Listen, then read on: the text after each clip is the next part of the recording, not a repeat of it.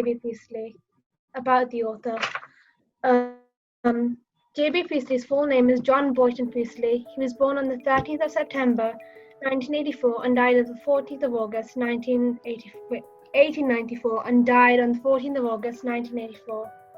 He was an English novelist, playwright, screenwriter, broadcaster, and social commentator, and his political opinions can be seen in The Inspector Calls. Priestley had been posted in France during the First World War and had been badly injured, but he doesn't really talk about these experiences much. The characters in The Inspector Calls. Arthur Burling is often referred to as a hard-headed businessman and is a capitalist.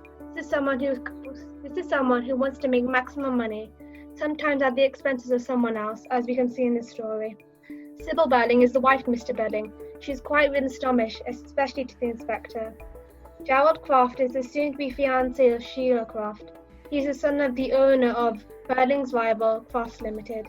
Sheila is the daughter to Mr. and Mrs. Burling. She's the one getting engaged to Gerald.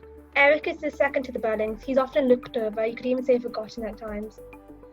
Inspector Gould is the so-called inspector at the Burling store. He questions them cruelly throughout the play and accuses them of being the reason for Eva Smith's death. And Eva Smith was actually a former employee at Burling's factory, as we find out, but he fired her for asking for more pay. She died by drinking disinfectant. Since in this play, there's so many twists and turns and it takes so much to explain, I'm just going to keep it simple and I'm not going to spoil anything.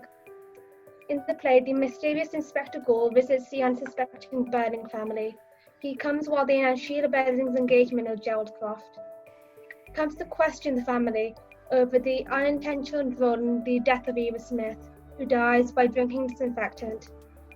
After a lot of awkward questioning, many arguments and retorts, the inspector finds out what he needs to know and leaves, but there are still questions that need to be answered, leaving him with a cliffhanger at the end.